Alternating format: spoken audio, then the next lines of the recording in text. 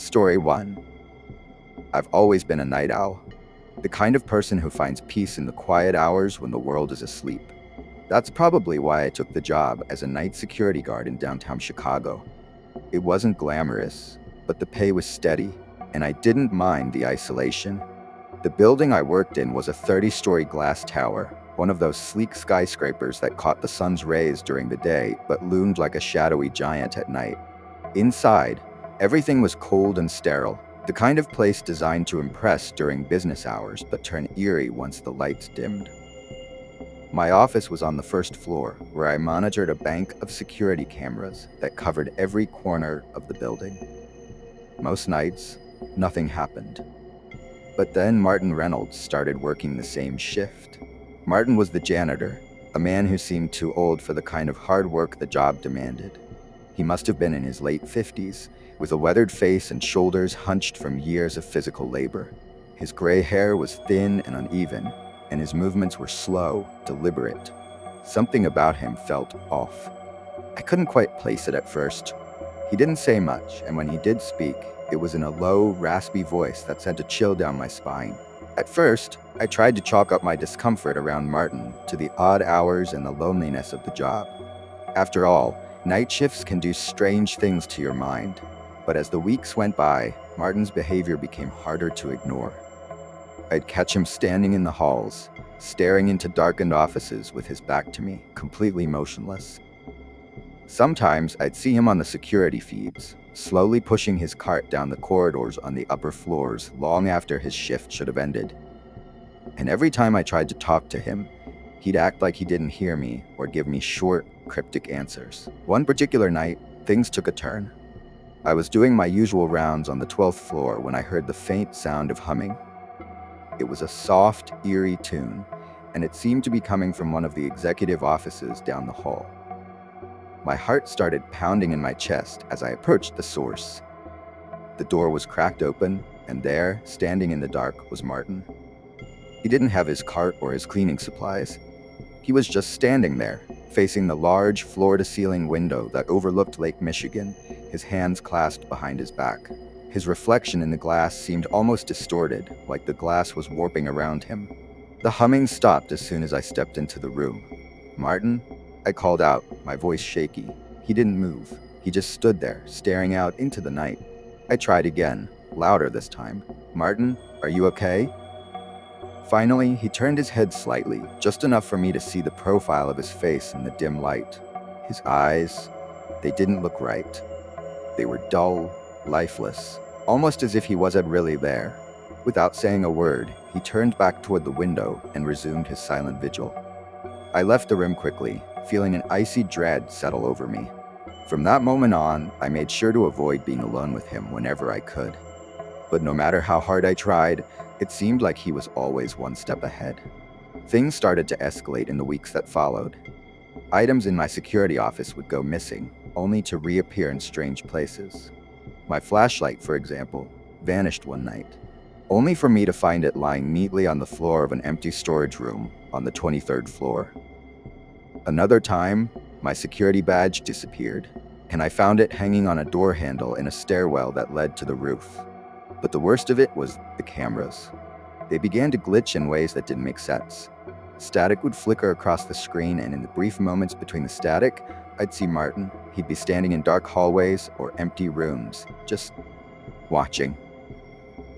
It didn't matter how quickly I rushed to the location I saw him in. By the time I arrived, he was gone. One night, while monitoring the cameras, I saw something that nearly made my heart stop. The camera on the 15th floor caught a glimpse of Martin standing in front of an office door. But he wasn't alone. Behind him, in the shadows, was another figure. It was hard to make out, but it looked like a woman, her long, dark hair falling over her face. She stood perfectly still, her head slightly tilted as if she were staring directly at the camera. I blinked, and in that moment of hesitation, the screen flickered and both figures were gone. I knew I had to confront Martin. Whatever was going on, I needed answers. But every time I saw him after that, he seemed to disappear before I could get too close. Until one night, when everything came to a head. It was just past 2:30 a.m., and I was sitting in the security office, watching the monitors with a growing sense of dread. The building was unnervingly silent, save for the occasional creak of the ventilation system. I hadn't seen Martin on the cameras for over an hour, and a part of me was relieved. Maybe he had finally gone home. But then I saw it. The camera feed for the basement flickered, and there he was. Martin, standing at the far end of the hallway near the maintenance room. He wasn't moving, just standing there, his head slightly bowed as if he were staring at the ground. My pulse quickened. This was it. I had to figure out what he was doing down there. I grabbed my flashlight and made my way to the basement. The air grew colder as I descended the stairs, the dim lights flickering overhead. When I reached the bottom, I found the maintenance room door slightly ajar, just like it had been on the cameras. But when I stepped inside, Martin was nowhere to be found. Instead, I noticed something strange. Behind a large shelving unit filled with old cleaning supplies was a door. It wasn't a part of the building's blueprints, and I had never noticed it before. The door was old, much older than the rest of the building, with chipped paint and rust around the handle. My stomach churned as I reached for the knob. It was cold to the touch. The door opened with a loud creak, revealing a narrow stairwell that spiraled downward into the darkness. My flashlight flickered as I shone it into the void. Against every instinct, I started down the stairs. The further I descended, the more I regretted my decision. The stairwell seemed to go on forever, the air growing colder and more oppressive with each step. Finally, I reached the bottom, and what I found made my skin crawl. The room was small, with low ceilings and crumbling walls. In the center was a single wooden chair, and sitting in that chair was a figure, a woman. Her head was bowed, her long, dark hair covering her face. My heart pounded in my chest as I took a step closer. "Ma'am?" I called out, my voice barely a whisper. She didn't move. I took another step, my hands trembling as I reached out to touch her shoulder. The moment my fingers grazed her skin, she collapsed into a pile of dust, her clothes disintegrating into ash. I stumbled back, barely able to process what I had just seen. The room felt like it was closing in on me, the air thick with a strange metallic scent. I turned to leave, but then I saw something scrawled on the wall in large, jagged letters. "Leave or die." I ran up the stairs, my heart pounding in my ears. I needed to get out.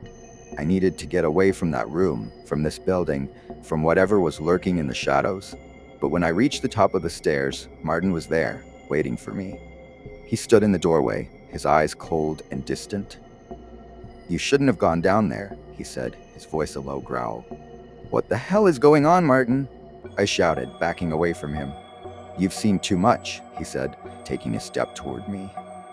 "Now, you have to stay." I bolted past him, knocking over a shelf as I ran. His footsteps echoed behind me as I sprinted down the hallway, my flashlight flickering wildly. I made it to the elevator and jammed the button, praying it would come fast enough. The doors slid open, and I threw myself inside, slamming the button for the lobby. As the doors closed, I caught a glimpse of Martin standing at the end of the hall, his expression calm, almost serene. The last thing I saw before the doors shut was his cold, lifeless smile. When the elevator finally reached the lobby, I ran out of the building and called the police. They arrived within minutes, but when they searched the building, there was no sign of Martin. The hidden stairwell was gone, and the room I had found at the bottom didn't exist. The building was sold a few weeks later, and I quit the job. I couldn't shake the feeling that Martin was still there, lurking in the shadows, waiting for someone else to stumble upon his secret.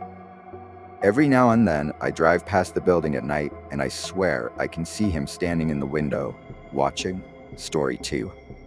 When I first accepted the night shift at Thompson Enterprises, I wasn't exactly excited, but the extra pay was too tempting to turn down. My department had a major project deadline approaching, and someone needed to stay late to ensure everything was on track. Being the new guy and eager to prove myself, I volunteered. I figured it would be a peaceful night, just me and a few hours of undisturbed work. The office building was your typical downtown Chicago setup: sleek glass walls, rows of cubicles, and that eerie hum of fluorescent lights that never quite sit right. During the day, the place was a hive of activity. Phones ringing, keyboards clicking, coffee machines gurgling. But by night, the place changed. Have you ever been in an empty office building at night? It's unnerving. The cubicles stretched out like endless corridors, and the dim emergency lights cast eerie shadows on the walls. I could hear every creak, every groan of the building settling. The quiet felt wrong, oppressive almost. At first, I appreciated the solitude. It gave me time to focus without distractions, but that peaceful feeling didn't last long. It was probably my third or fourth night when things started to feel off. I was finishing up a report when I heard it. A soft rustling sound, like someone was moving papers. I paused, assuming Donna, the cleaning lady, had come in without me noticing, but when I looked around, the office was empty. Just me. I shrugged it off, assuming it was the air vents or something, but then I heard it again, a chair creaking, papers shuffling, but always just out of sight. I stood up, did a quick loop around the cubicles, but no one was there. The next night was worse. I'd taken a break, returned to find the papers on my desk scattered all over the floor. It wasn't just the usual mess. They were spread out in a strange, deliberate pattern, like someone had gone through them piece by piece. I laughed nervously, convincing myself it was my fault. Maybe I had knocked them over without realizing, but the sinking feeling in my stomach didn't go away. Then came the footsteps. It was around midnight, and I was deep into some spreadsheets, the dim glow of my monitor the only light in the office. That's when I heard it. Footsteps, echoing from the hallway outside my cubicle. I froze, listening carefully. I thought maybe Matt, one of the other developers, had come in to catch up on some work, but there were no sounds of doors opening or closing, just footsteps. Slow, deliberate, getting closer. I stood up, my chair screeching against the floor. "Hello?" My voice echoed unnaturally in the empty space. No response. I stepped out into the hallway, heart pounding. It was empty. The footsteps had stopped. I laughed at myself, chalking it up to my imagination, but I was wrong. A few nights later, I was at my desk again when I caught movement out of the corner of my eye. Just a shadow flickering across the wall behind me. I turned quickly, but there was nothing there. The silence was deafening. I tried to focus, but my eyes kept darting back to the shadow that wasn't supposed to be there. Every time I looked, there was nothing, just the eerie stillness of the empty office. That was until I caught a glimpse of something in my monitor. It was faint, just a reflection of a figure standing behind me. I spun around so fast my chair toppled over. Again, nothing. By now, I was starting to panic. I called security, asking them to check the cameras, but their response was just as terrifying. They hadn't seen anyone. No one had come in or out of the building that night. The cameras didn't show a soul in the hallways, let alone my cubicle. I was alone, or at least I was supposed to be. Over the next few nights, the feeling of being watched grew unbearable. Every night, I'd feel eyes on me, hear faint whispers echoing from down the hall. My name, always my name, whispered softly as though someone was standing just out of sight, beckoning me. One night, the footsteps became louder, more frequent. They stopped just outside my cubicle. I could hear breathing, slow and heavy. I sat frozen at my desk, too scared to move, too terrified to turn around. Then came the worst night. It was past midnight when I saw her. I had been staring at my screen trying to finish a report when the lights flickered, and in that brief moment of darkness, I saw her. A woman standing at the far end of the office, pale, gaunt, her eyes wide and vacant, staring directly at me. Her hair was matted, hanging around her face like she'd been caught in a storm. I froze, unable to move or breathe. She took a step forward, but there was no sound. The lights flickered again, and she was gone. I grabbed my coat and bolted out of the office, leaving my computer running. I didn't care. I couldn't stay another second in that building. The next day, I asked around, desperate to find out what was going on. That's when Amy, one of the senior managers, told me about Rebecca Martin. Years ago, before I started working there, Rebecca had died in the office. She'd been working late, just like me, when she had a heart attack. No one found her until the cleaning crew came in the next morning. She died alone in her cubicle, her eyes wide open, staring up at the ceiling. The footsteps, the whispers, the shadows, everything had started after I took the night shift, and now I knew why. I quit the night shift after that. I didn't give my boss a reason. I didn't have to. The office is still there, of course. People still work late nights, but no one ever stays alone after dark anymore. And as for me, I found a new job, in a new building, and I make sure to leave before sunset. But I'll never forget her face. Those cold, empty eyes staring right through me. And deep down, I know she's still there, waiting. Story 3. I'd been working the night shift at the Camden Distribution Center in Camden, New Jersey for about 6 months. Honestly, it wasn't a bad job. Boring, yes, but not bad. I clocked in around 10 p.m. and spent the next 8 hours restocking shelves, organizing inventory, and preparing shipments. The warehouse was massive, filled with rows upon rows of towering shelves that stretched far into the distance. At night, it was just me and the quiet. I'm not sure when it started. At first, I thought I was just tired. Working night shifts does that to you. Your mind plays tricks on you in the dark, especially in a place as big and empty as this. But lately, I'd been hearing things. Little noises, footsteps, the soft creak of metal, and a faint scratching sound like something being dragged across the floor. I tried to brush it off, thinking it must be rats or pigeons, but something about the way those sounds echoed through the warehouse felt off, like someone was in here with me. But that was impossible. I was the only one working the night shift, or so I thought. The first time I really noticed something strange was on a Thursday night a few weeks ago. I was restocking one of the back aisles, the kind that doesn't get much foot traffic even during the day. I had a pallet of boxes to unload and was deep into the task when I heard it, a faint clatter, like something had fallen over. I paused, the sound echoing through the aisles. For a moment, I stood there listening. Nothing.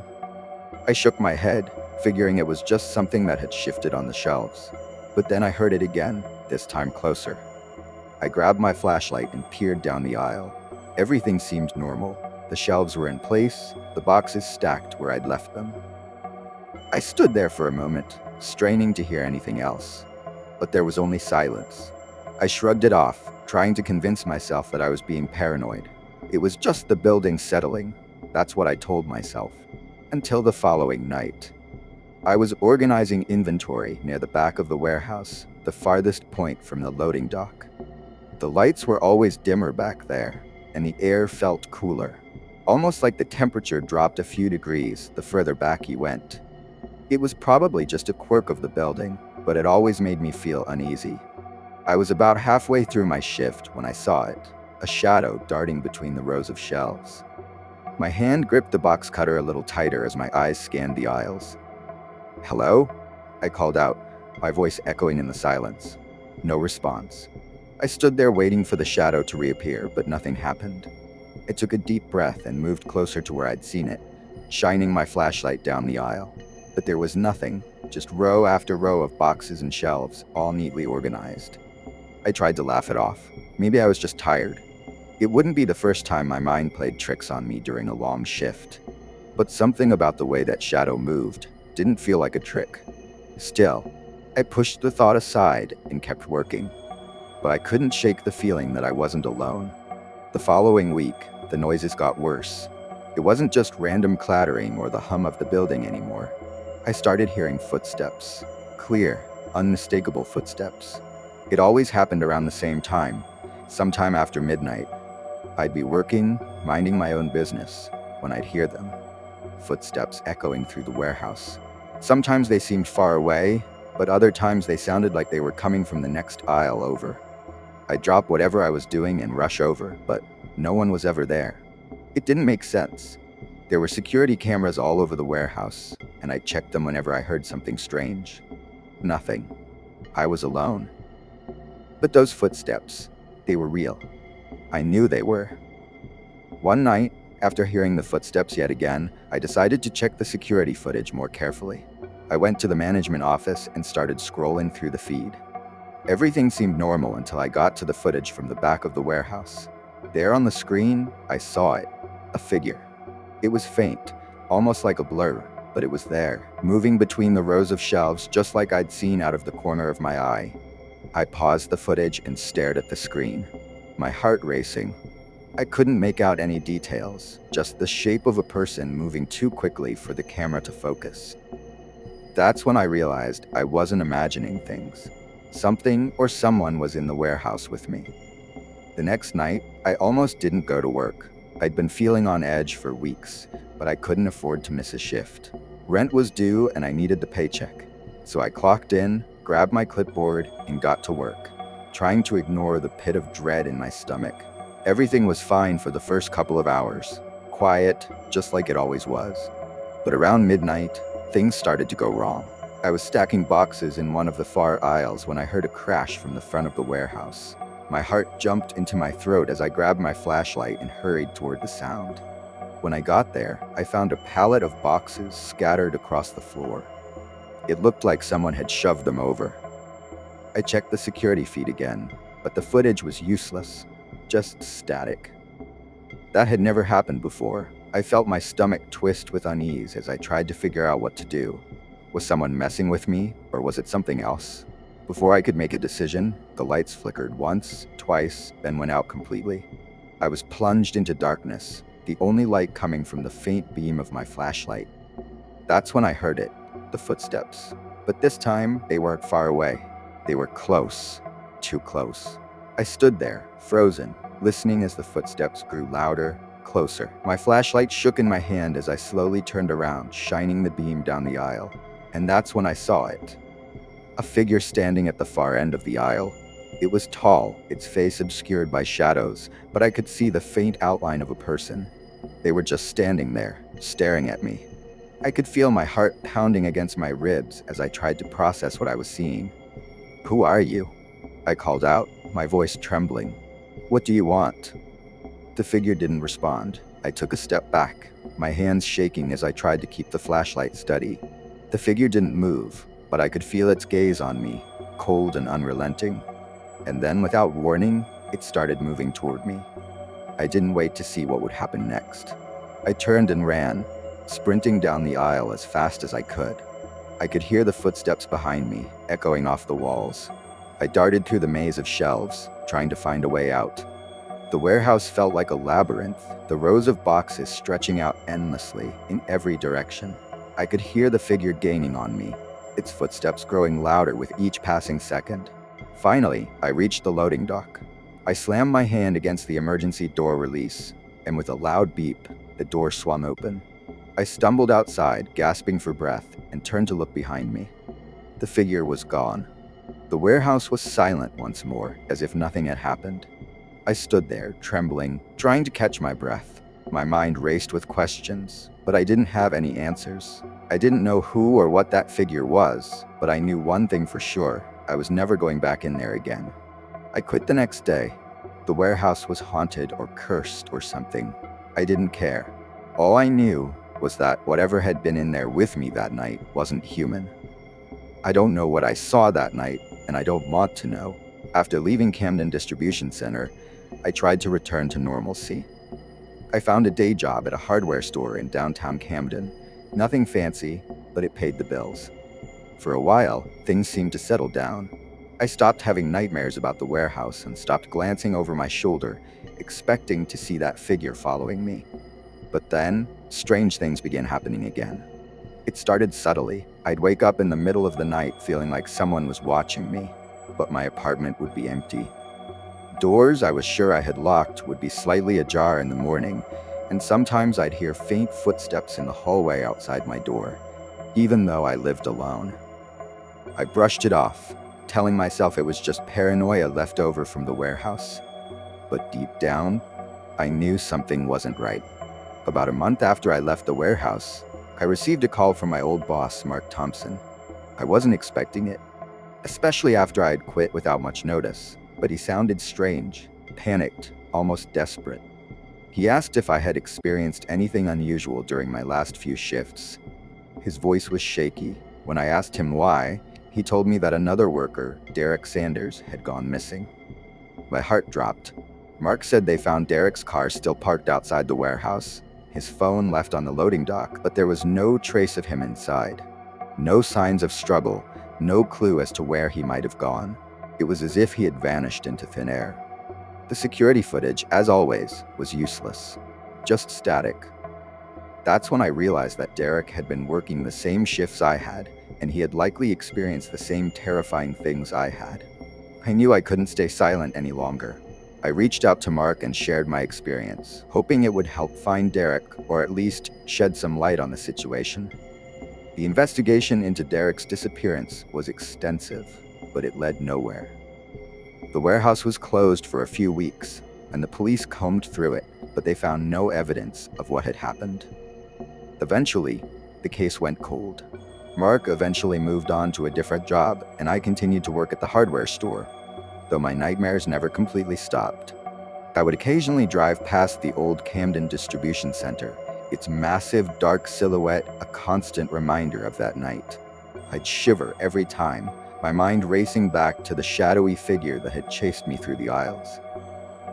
I still don't know what happened in that warehouse. The only thing I'm certain of is that whatever it wasn't human. It left me with a sense of dread that I can't shake and a mystery that will haunt me for the rest of my life. I've moved on with my life, but the memories of that night remain vivid. I often wonder about Derek, and I hope wherever he is, he's found peace. As for me, I've learned to avoid the dark corners of my mind and the empty spaces that echo with footsteps. I don't know what I saw in the Camden distribution center that night, and I don't want to know. Some things are better left unexplained. Story 4. Driving deliveries for a small courier firm isn't my dream job, but it pays the bills most of the time. The work is straightforward. Pick up the package, drop it off, repeat. I usually do day shifts, but with the holiday rush, I was asked to cover some night deliveries. At first, I was fine with it. Driving through quiet streets with no traffic, listening to my favorite podcasts. On my first night, I was scheduled to deliver a few packages to a business district about an hour outside of Denver. It was already dark by the time I left the warehouse, the kind of cold, moonless night that made everything seem a little more sinister. Still, I wasn't too worried. I'd done late-night runs before and never had any issues. The business district I was heading to was a strange spot. It was part of an industrial park, with rows of warehouses and offices tucked away in a remote area just off the main highway. The place was pretty much deserted after dark. No one worked there at night, which meant it was usually quiet, almost too quiet. As I drove down the long stretch of road leading to the industrial park, I kept telling myself it was just another delivery, in and out, but something felt different that night. The air felt heavier, and there was a sense of unease I couldn't shake. I arrived at the industrial park just before midnight. The whole area was eerily silent, with only a few dim streetlights casting long shadows across the pavement. The warehouses and office buildings loomed like silent giants, their windows dark and uninviting. I parked my van in front of the first building on my route, a large, nondescript office with a plain concrete exterior. I grabbed the package from the back of the van and walked toward the entrance. It was supposed to be a simple drop-off. Scan the package, leave it in the designated drop box, and go. But as I approached the door, I noticed something strange.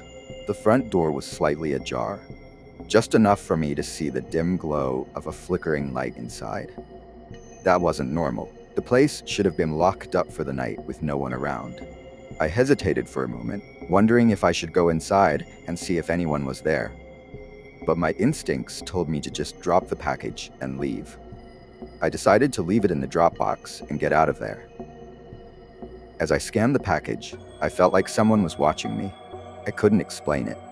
It was just this creeping sensation that made the hairs on the back of my neck stand on end. I finished the delivery and quickly walked back to my van, trying to shake off the feeling. But as I climbed into the driver's seat, I glanced back at the building. The door was now closed. I told myself it was nothing. Maybe the wind had blown the door shut, even though I didn't hear any noise. Still, I couldn't shake the unease as I headed to my next delivery. This one was at a warehouse on the far edge of the industrial park, even more isolated than the first location. I followed the narrow, winding road that led to the building, my headlights the only light. The warehouse loomed ahead, its metal siding glinting faintly in the dim light. I parked the van near the entrance and grabbed the package. As I approached the door, I saw something, or rather someone, standing near the back of the building. At first, I thought it was just a trick of the light, but as I got closer, I could make out the figure of a man standing perfectly still near the loading dock. He wasn't moving, just standing there facing away from me. His posture was unnaturally stiff, like he was waiting for something. "Hey," I called out, my voice echoing through the quiet night. "You work here?" The figure didn't respond. He didn't move at all. I felt my heart rate quicken as I took a step closer, my hand tightening around the package. Something about the way he was standing, the stillness of it, sent a chill down my spine. I took another step forward, but just as I did, the figure vanished. I blinked, my mind racing to make sense of what I'd just seen. 1 second he was there, and the next, he was gone. Like he just disappeared into thin air. I felt a wave of nausea wash over me as I quickly dropped the package off and rushed back to my van. I started the engine, my hands shaking, and sped out of there without looking back. The rest of my deliveries were supposed to be routine, but after the encounter at the warehouse, I couldn't shake the feeling that something was terribly wrong. Every time I turned a corner or parked outside another building, a part of me thought I might see that figure standing there, watching me. It wasn't until my final delivery of the night that things really took a turn for the worse. My last stop was at a small office building at the very edge of the industrial park. The place looked abandoned. No lights, no cars in the lot, and the windows were covered in grime, like no one had been there for years. But the address matched the one on the package, so I figured it was just an old building that hadn't been updated in the system. I parked the van and got out, the cold air biting at my skin. The silence was deafening, broken only by the soft crunch of gravel under my boots as I walked toward the building. As I approached the front door, I noticed something strange. A piece of paper taped to the glass. It looked like some kind of note hastily written in red marker. I squinted in the dim light, trying to make out the words. "Leave now, you're being watched." My heart skipped a beat. I stared at the note, my mind racing. Was this some kind of prank? A joke left by a bored employee? But then I remembered the figure I'd seen earlier, and my stomach churned with dread. Suddenly, the air felt heavier, suffocating. I glanced around, but the lot was empty. I was alone, or at least I thought I was. I dropped the package at the door, my hands trembling, and turned to head back to the van. But as I started walking, I heard it, a soft rustling sound coming from behind me. I froze, my breath catching in my throat. Slowly I turned around. The figure was back. He was standing in the shadows near the corner of the building, just far enough away that I couldn't make out his features, but I knew it was him. The same figure I'd seen at the warehouse. The same unnerving stillness, the same eerie presence. He didn't move, didn't make a sound. He just stood there. Panic surged through me as I turned and ran to the van, my heart pounding in my ears. I fumbled with the keys, my hands shaking so badly I could barely get the door open. I threw myself into the driver's seat, slammed the door, and locked it. But as I started the engine, I saw him again. He was standing in the middle of the road directly in front of the van. His face was still obscured by shadows, but I could feel his eyes on me, burning through the darkness. I didn't wait. I floored the gas pedal, swerving around him. My headlights caught a brief glimpse of his figure as I sped past him, but when I looked in the rearview mirror, he was gone. I drove out of that industrial park as fast as I could, my hands gripping the steering wheel so tightly my knuckles were white. I kept looking in the mirrors, but the road behind me was empty. I didn't stop driving until I was back on the highway, miles away from the industrial park. My heart was still racing, and my mind was spinning with questions. Who was that figure? Why was he following me? And what the hell did that note mean? I tried to calm myself down, telling myself it was just some kind of prank or coincidence, but deep down, I knew it wasn't. Something about that night felt different, like I had crossed some invisible line into a place I wasn't supposed to be. I finished my route and returned to the warehouse to drop off the van, but I couldn't shake the feeling that I was still being watched. As I handed in my keys and clocked out, I saw the dispatcher, Jerry Thompson, looking at me with a strange expression. He opened his mouth like he was going to say something, but then shook his head and handed me my receipt. "Everything okay?" I asked, my voice sounding more casual than I felt. He hesitated, then nodded. "Yeah, it's just strange. Another driver reported seeing someone hanging around the industrial park last week. Said it creeped him out." My stomach dropped. Did they say what he looked like? I asked. He shook his head. No, just said he felt like he was being followed. I didn't say anything after that. I just left. It's been a few days since that night, and I haven't gone back to work. I told them I was sick, but the truth is, I'm scared. Scared that if I go back, I'll see him again. If these stories kept you on edge, make sure to hit that like button and subscribe for more spine-tingling content. Don't forget to turn on the notification bell so you never miss a chilling upload. Have your own night shift horror story? Share it in the comments below. We'd love to hear it. Stay safe out there, and remember, sometimes the scariest things happen when the world is asleep. Until next time, keep the lights on, and I'll see you in the next nightmare.